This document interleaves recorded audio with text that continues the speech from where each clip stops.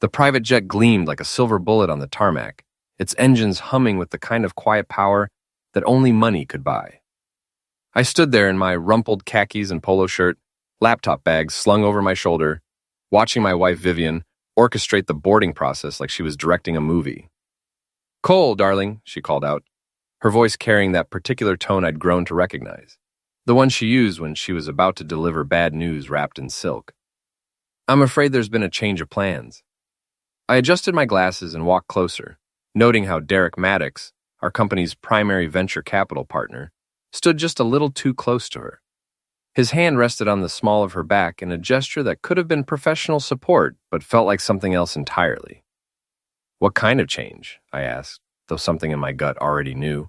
Vivian's perfectly manicured fingers swept through her auburn hair, a nervous habit she'd developed since becoming CEO of Nexus AI.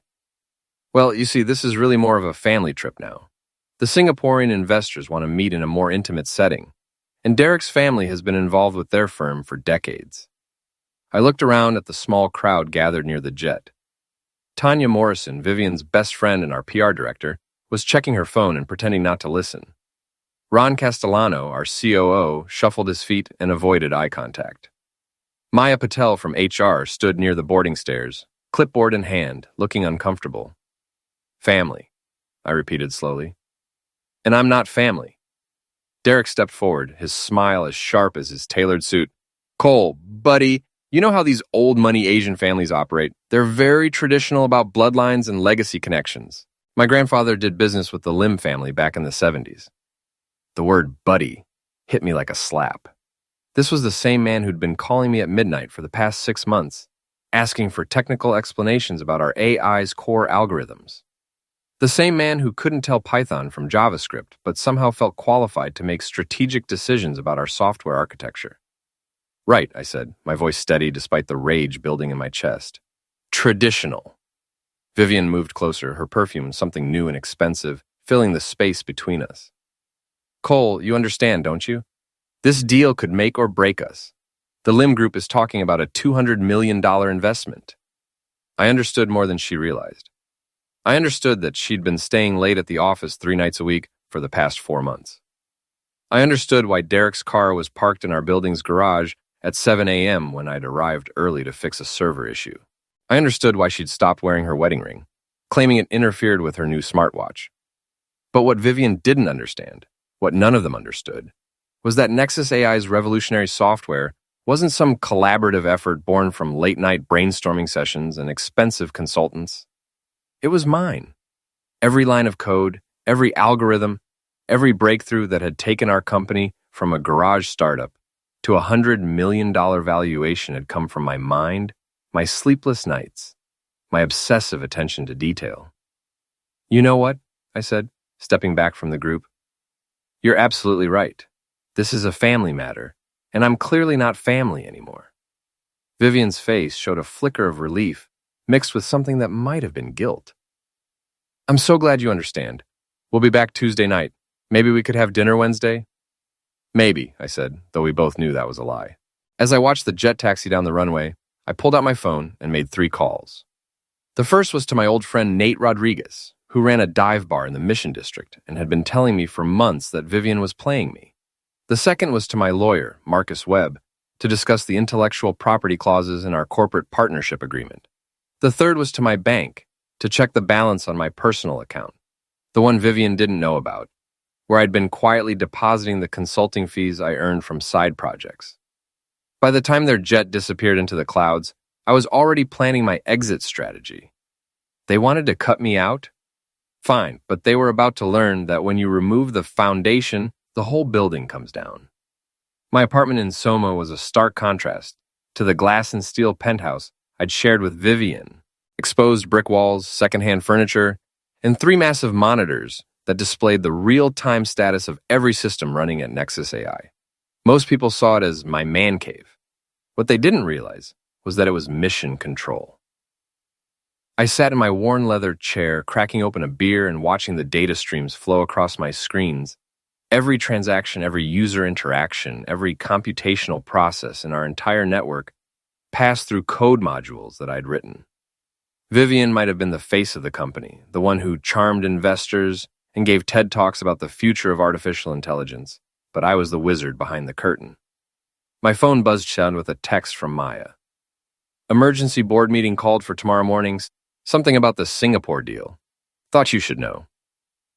I smiled and took another sip of beer. The Singapore deal. Derek had been pushing hard for that partnership, claiming his family connections would give us an inside track. What he didn't know was that I'd already run a background check on the Lim Group. They were legitimate, but they were also notorious for acquiring companies just to strip mine their intellectual property. Another text, this time from Tanya. Heard about the jet thing, that was messed up. Drinks later? Tanya had always been caught in the middle of my deteriorating marriage. She'd been Vivian's sorority sister at Stanford, but she'd also been one of the first people to believe in my technical vision. I'd helped her daughter with her computer science homework, and she'd covered for me when Vivian's demands became unreasonable. Rain check, I texted back, working on something big. The something big was a complete audit of our system architecture. I'd spent the weekend going through every line of code, every database connection, every API endpoint. What I found was exactly what I'd expected. The entire platform was built on my proprietary frameworks. The machine learning algorithms that made our AI so effective? Mine. The natural language processing that impressed investors? Mine. The predictive analytics that generated our revenue? All mine. Legally, according to our partnership agreement, I owned the rights to any code I'd written before joining the company, as well as any core innovations I developed independently. Vivian's lawyers had insisted on that clause during our incorporation, thinking it would protect the company from patent trolls. They'd never considered that the biggest threat might come from within. My laptop chimed with an encrypted message from Liam Chen, an old friend from my hacker days who now worked in cybersecurity. Heard you might need some digital housekeeping? Coffee tomorrow? Liam was one of the few people who understood the technical complexity of what I'd built. He'd also been warning me for years that Vivian was taking advantage of my loyalty. She's using you, man, he'd said during our last conversation. When's the last time your name appeared on a patent filing? The answer was never. Despite creating the foundational technology that made Nexus AI possible, my name appeared nowhere in our corporate filings. I was listed as lead technical consultant rather than CTO, a decision Vivian had made to streamline our executive structure for investors. I pulled up our company's GitHub repository and began making changes. Nothing illegal, nothing destructive, just a systematic withdrawal of my intellectual property. Every module I'd created, every algorithm I'd developed, every piece of code that belonged to me legally and ethically. The process took 6 hours. By the time I finished, Nexus AI's software platform looked like Swiss cheese. The core functionality was still there, but all the innovations that made us competitive, the speed, the accuracy, the elegant user interface, were gone. I packaged everything into encrypted files and uploaded them to my personal servers. Then I sent a formal notice to our corporate email account, CCing our lawyers and board members. Effective immediately, I am exercising my rights under Section 7.3 of our partnership agreement to withdraw my proprietary code modules from Nexus AI's platform. A detailed technical transition document is attached. The transition document was 47 pages of dense technical specifications, describing exactly which systems would be affected and providing basic instructions for maintaining functionality. It was comprehensive, professional, and completely useless to anyone who didn't understand the underlying architecture. My phone started ringing at 6:23 a.m. Pacific time, which meant they were having problems during their morning presentation in Singapore. I let it go to voicemail. Then it rang again, and again. By 7 a.m., I had 12 missed calls from Vivian, 8 from Derek, and 6 from Ron. I poured myself a cup of coffee and listened to the voicemails. Cole, what the heck is happening? The demo crashed in the middle of our presentation. Call me back immediately. Buddy, I don't know what kind of game you're playing, but this isn't funny. We've got $50 million on the line here. Cole, please, I know you're upset about the jet thing, but this is bigger than us. The entire company is at stake. The desperation in Vivian's voice was something I'd never heard before. For 3 years, she'd spoken to me like I was a useful but replaceable employee. Now, suddenly, I was essential again. I finished my coffee and headed to the office.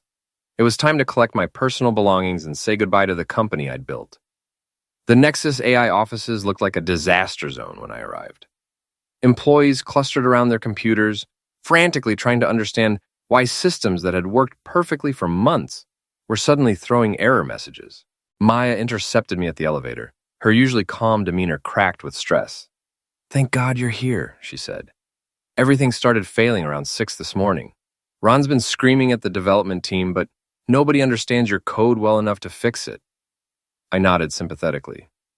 "Where is everyone?" "Still in Singapore. Their flight doesn't land until tonight."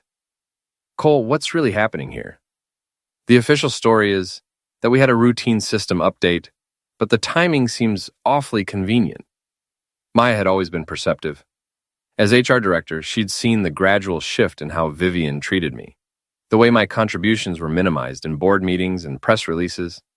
She'd also been the one to quietly document the occasions when Derek stayed late at the office, often emerging from Vivian's private conference room with disheveled hair and suspicious smiles. "I'm just exercising my legal rights," I said. Nothing more, nothing less. I spent the morning in my office, boxing up 3 years' worth of personal items, my mechanical keyboard, my collection of vintage programming books, the whiteboard where I'd sketched out the original algorithms that made our AI possible. Each item represented a piece of my life that I was reclaiming.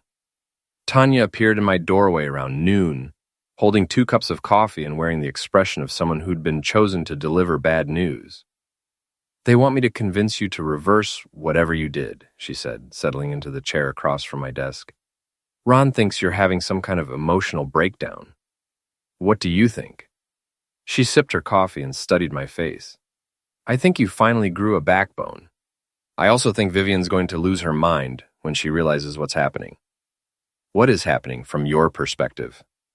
"From my perspective? You built something amazing and you've been letting other people take credit for it. Now you're taking it back."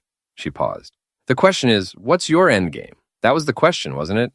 I could have simply negotiated for better terms, demanded recognition, insisted on a more prominent role in the company.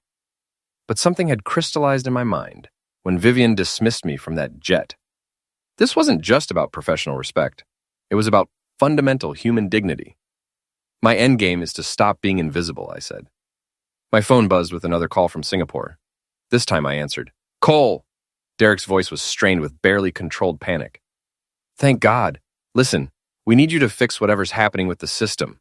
The Lim Group is willing to overlook this morning's technical difficulties, but we need everything running perfectly for tomorrow's follow-up meeting." "I'm afraid that's not possible," I said calmly. "What do you mean it's not possible?" "You're the technical guy. Just fix it. I'm the technical guy who built the system you're trying to demo, the system that I legally own, the system that I've withdrawn from Nexus AI's platform." There was a long silence on the other end of the line. Then Derek's voice came back, harder now. "Cole, I don't know what Vivian told you about the jet situation, but that was just business. Don't let personal feelings destroy something bigger than all of us." "Put Vivian on the phone." Another pause. Then my wife's voice, tight with controlled fury. "Cole, what are you doing?" "I'm protecting my intellectual property. Something I should have done years ago." "Your intellectual property? This company is a team effort. Everything we've built together." I laughed, surprising myself with how bitter it sounded. Together? When's the last time my name appeared in a press release? When's the last time you introduced me as your co-founder instead of your husband? When's the last time you acknowledged that the technology everyone's so excited about came from my brain, my work, my sleepless nights? Cole, this isn't the time. This is exactly the time. You wanted to treat me like I'm not family? Fine, but you don't get to keep the family business. I hung up and turned off my phone. Tanya was staring at me with something that looked like admiration mixed with terror. "That was either the most badass thing I've ever witnessed," she said, "or the most catastrophic. Possibly both." The afternoon brought a parade of visitors to my office. First Ron, trying to negotiate some kind of temporary licensing agreement. Then our head of engineering, begging for just enough access to keep the servers running. Then our chief financial officer explaining in excruciating detail how much money the company would lose if the Singapore deal fell through. I listened politely to each of them, then explained that my decision was final. The code was mine, I was taking it with me, and they were welcome to try rebuilding from scratch. "You realize this could bankrupt the company," Ron said during his second visit. "Everyone's jobs are at stake here. Maya, Tanya, all the developers who trusted you. The company that's been systematically erasing my contributions for 3 years? The company that just kicked me off a business trip because I'm not family? That company? Ron's face flushed red. You're being petty and vindictive. I'm being rational and legal. There's a difference. By 5 o'clock, the office had emptied except for a skeleton crew of developers trying desperately to patch the holes in our system. I finished packing my belongings and headed for the elevator, passing the conference room, where our remaining staff huddled around a speakerphone, presumably getting screamed at by the team in Singapore. As the elevator doors closed, I felt something I hadn't experienced in years: complete control over my own destiny. Tomorrow, Vivian and Derek would return to find their company in ruins. And for the first time since our wedding day, I would be the one holding all the cards. The story broke on TechCrunch at 8:07 p.m. Pacific Time, just as Vivian's flight was touching down at SFO. The headline read, Nexus AI faces technical meltdown as co-founder withdraws proprietary code. The article, written by Jamie Sullivan, a reporter who'd been covering our company since its early days, painted a picture of corporate dysfunction and internal strife. What made the story particularly damaging was its accuracy. Jamie had somehow gotten hold of our internal communications, including the increasingly frantic emails between Singapore and San Francisco as our systems failed in real time. She'd also obtained a copy of my formal withdrawal notice, which clearly established my legal ownership of the core technology. I was at Nate's bar in the Mission when my phone started buzzing with calls from reporters. The Broken Wheel was exactly the kind of place Vivian would never set foot in. Dim lighting, sticky floors, and a clientele that included more tattoos than tech stocks. It was perfect for watching the world burn. So let me get this straight, Nate said, sliding another beer across the bar. Your wife kicks you off her private jet, and 12 hours later her entire company implodes? That's a fairly accurate summary. And you're just sitting here drinking beer like nothing happened? What else should I be doing? Gloating? Feeling guilty? I followed the law and protected my interests. Everything that's happening now is a consequence of decisions other people made. Nate shook his head. Man, you've changed. 3 months ago, you would have been calling me drunk and crying about how Vivian didn't appreciate you. Now you're like some kind of corporate assassin. He wasn't wrong. Something fundamental had shifted in my thinking over the past few months. Maybe it was watching Derek's hand on Vivian's back one too many times. Maybe it was being introduced as my husband Cole instead of my co-founder Cole at industry events. Maybe it was the slow realization that I'd been complicit in my own marginalization. My phone rang again. This time it was Marcus Webb, my lawyer. Cole, I've been fielding calls all evening. Nexus AI's legal team wants to discuss an emergency injunction to force you to restore their systems. On what grounds? They're claiming that your withdrawal of the code constitutes a breach of your fiduciary duty to the company. I laughed. The company that just excluded me from a major business trip? The company that's been systematically removing my name from patents and press releases? That company wants to talk about fiduciary duty? That's essentially what I told them. But Cole, you need to understand, this is going to get ugly. Vivian's not going to just roll over and accept defeat. I'm counting on it. Marcus was quiet for a moment. What's your end game here? Are you trying to force a buyout? Negotiate better terms? Or are you really planning to destroy the company? I'm planning to get what's mine. What happens to the company is up to them. After I hung up, I opened my laptop and began monitoring the social media chatter about Nexus AI. The reaction was swift and brutal. Investors were demanding answers. Competitors were circling like vultures. Industry analysts were questioning whether the company had any value without its core technology. But the most interesting development was happening on LinkedIn, where current and former Nexus AI employees were sharing their own stories about the company's internal culture. Maya had posted a carefully worded statement about the importance of recognizing technical contributions. Tanya had shared an article about gender dynamics in tech startups, with pointed commentary about how male founders often got erased from their own company's narratives. The most damaging post came from Alex Morrison, a senior developer who'd quit 6 months earlier after a dispute with Ron about code attribution. Alex's post was a detailed breakdown of my technical contributions to Nexus AI, including specific algorithms and innovations that had been crucial to the company's success. He'd kept meticulous records, including emails and documentation that proved my authorship of key components. For 3 years, Alex wrote, I watched Cole Danner create breakthrough after breakthrough only to see other people take credit.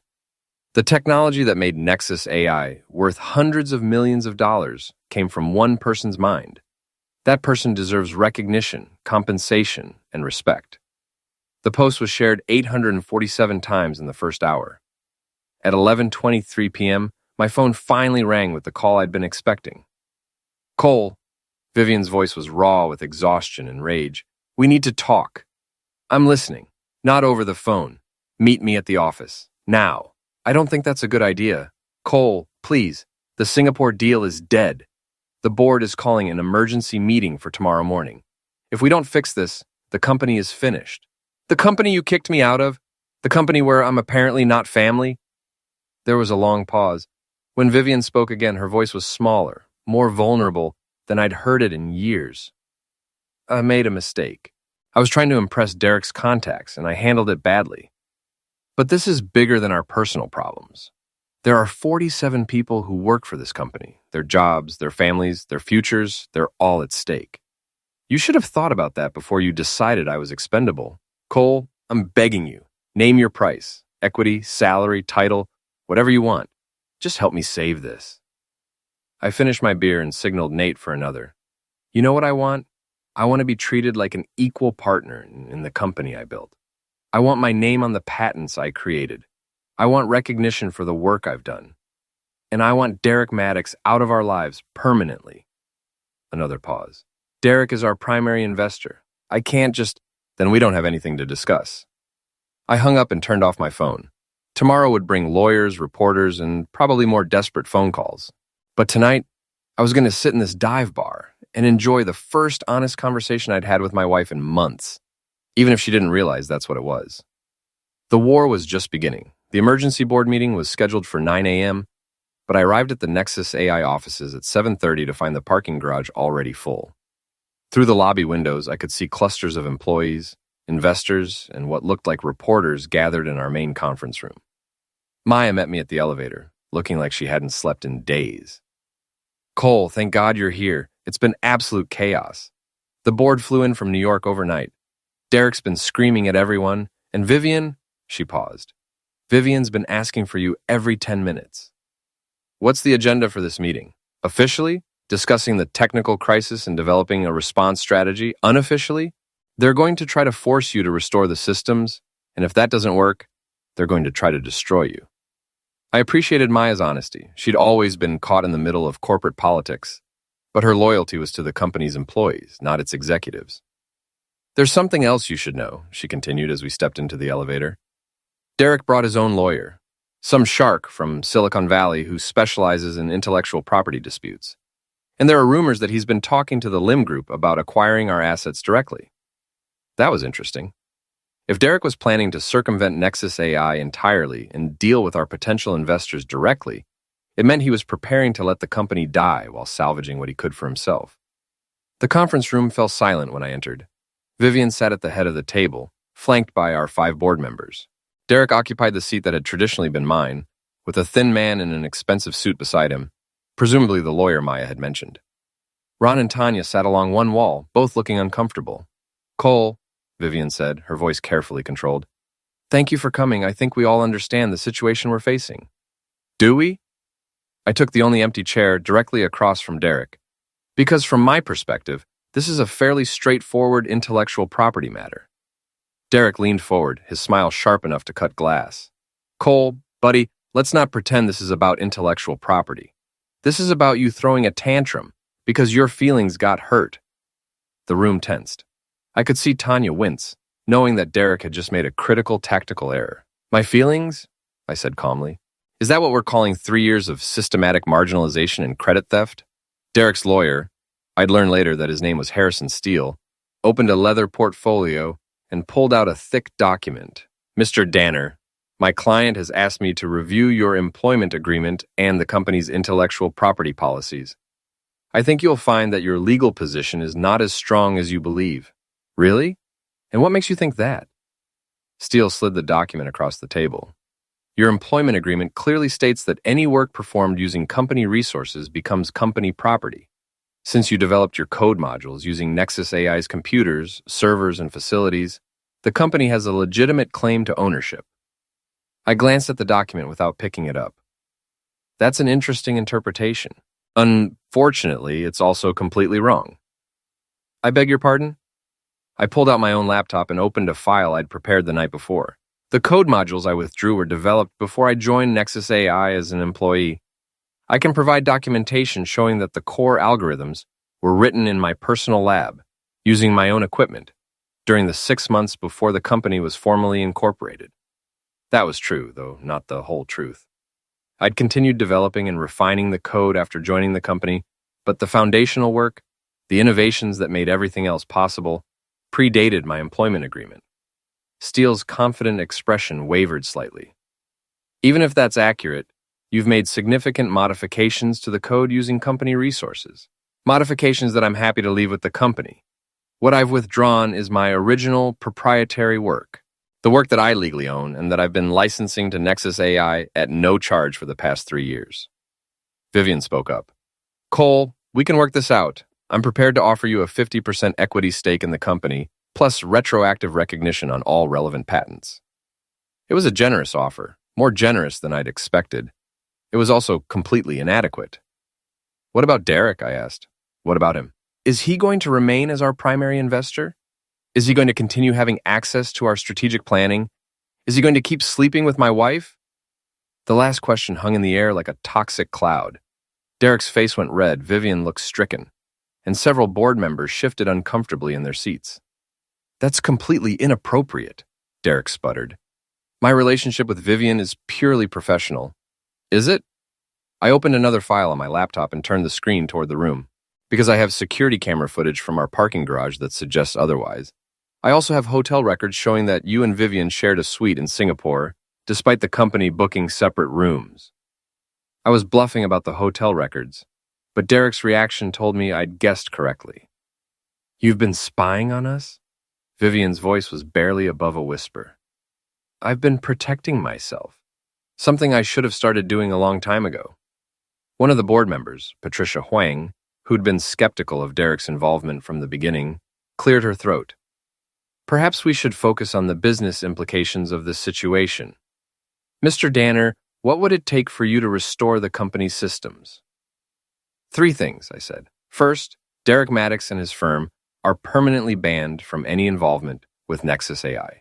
Second, I want majority control of the company, with my name properly listed as founder and CTO. Third, I want a formal apology and public acknowledgement of my contributions. Derek slammed his hand on the table. This is extortion. No, I said calmly. This is negotiation. You tried to cut me out, and now you're learning what the company is worth without me. Steele was frantically scribbling notes. Mr. Danner, I have to advise you that your demands could be construed as what? A business proposal? I'm offering to license my technology to Nexus AI under specific terms. They're free to accept or decline. And if we decline, Vivian asked, then you're free to rebuild your platform from scratch. I estimate it would take about 18 months and cost roughly $50 million, assuming you can find developers capable of replicating what I've built. The room fell silent. Everyone understood the math. Nexus AI didn't have 18 months or $50 million. Without my technology, the company was worthless. Patricia Huang spoke again. Maddox, perhaps you could give us a few minutes to discuss this privately? Derek looked like he was about to argue, but Steele placed a restraining hand on his arm. They gathered their papers and left the room, Derek shooting venomous looks at me as he went. After they were gone, Patricia turned to me. Cole, I want you to know that several of us have been concerned about the company's direction for months. Derek's influence has been problematic. In what way? He's been pushing for aggressive expansion that would require giving up significant equity to his firm. He's also been advocating for strategic decisions that would benefit his other portfolio companies at our expense. Ron spoke up for the first time. Cole, I owe you an apology. I've been so focused on operational metrics that I lost sight of the technical foundation that makes everything possible. Derek convinced me that we needed to reduce our dependence on any single developer, but he never explained how we could replace your expertise. I looked at Vivian, who'd been silent since my revelation about Derek. Her face was pale, and her hands trembled slightly as she reached for her water glass. "Viv," I said gently, "what are you thinking?" She looked up at me with tears in her eyes. "I'm thinking I've been an idiot. I'm thinking I let success go to my head and forgot who made it all possible. I'm thinking I've destroyed my marriage and nearly destroyed my company because I was too proud to admit that I needed you." It was the most honest thing she'd said to me in years. "The question is," I said, "what do you want to do about it?" The final confrontation came not in a boardroom, but in the penthouse apartment Vivian and I had shared for 2 years. It was 11 p.m. on a Thursday, exactly 1 week after the Singapore disaster, and the city sparkled below us through floor-to-ceiling windows that had cost more than most people's cars. Vivian sat curled on our white leather sofa, still wearing the black dress she'd worn to what would turn out to be Derek's final board meeting. Her makeup was smudged, her hair disheveled, and she held a glass of wine that she'd been nursing for an hour without drinking. "It's really over, isn't it?" she said without looking at me. I stood by the windows, watching the traffic flow along the Bay Bridge. Which part? The company, Derek, us? All of it. The past week had been a whirlwind of legal meetings, press conferences, and corporate restructuring. Derek's firm had withdrawn their investment after the board voted unanimously to terminate their relationship. The Lim Group had canceled their deal, citing internal instability and unclear technical ownership. 3 competitors had made acquisition offers, all of them insultingly low. But the most significant development had been the revelation of Derek's side dealings. Alex Morrison, my former colleague, had done some digging and discovered that Derek had been secretly negotiating with our competitors, offering to sell them access to our technology in exchange for positions in their companies. The emails Alex uncovered painted a picture of systematic betrayal that went far beyond a simple affair. "Derek used both of us," I said, turning away from the window. "He used you to get access to the company, and he used the company to enrich himself and his other investments." Vivian finally took a sip of her wine. "I know that now, but it doesn't change what I did. I chose him over you. I chose the fantasy of being a power couple over the reality of our partnership." Why? It was the question I'd been afraid to ask for months. Why had she chosen Derek's flashy promises over my quiet competence? Why had she been willing to risk everything we'd built together for a man who saw her as nothing more than a useful asset? "Because he made me feel important," she said quietly. "Not just successful, but important. When Derek talked about our company, he made it sound like we were changing the world. When you talked about our company, you made it sound like we were solving interesting technical problems. We were solving their interesting technical problems. That's what made us successful." "I know. But Derek made me believe we could be more than successful. He made me believe we could be legendary." I sat down across from her, studying the woman I'd married 5 years earlier. She looked smaller now, diminished by the weight of her choices and their consequences. "What do you want now?" I asked. "I want to go back to the beginning. I want to be the team we used to be when it was just you and me in that garage working 18-hour days because we believed we could build something amazing. That's not possible." "Why not?" "We could start over. New company, new investors, new approach. We could do it right this time." I shook my head.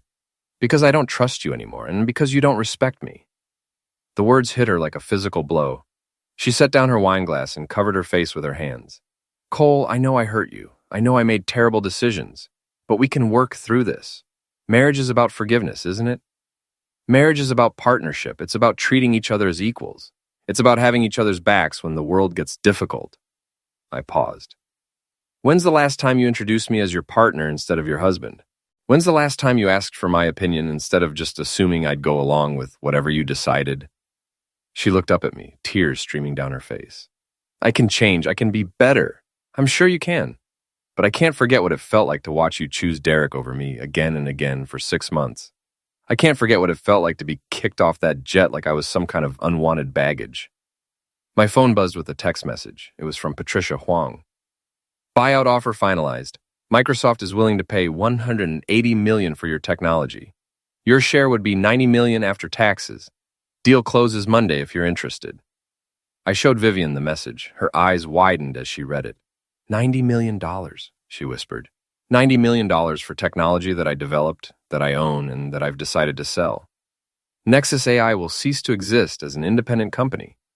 Our employees will be offered positions with Microsoft. You'll receive a small payout for your equity in the corporate structure, but the real value, the technology, belongs to me. She stared at the phone screen for a long moment. So you win.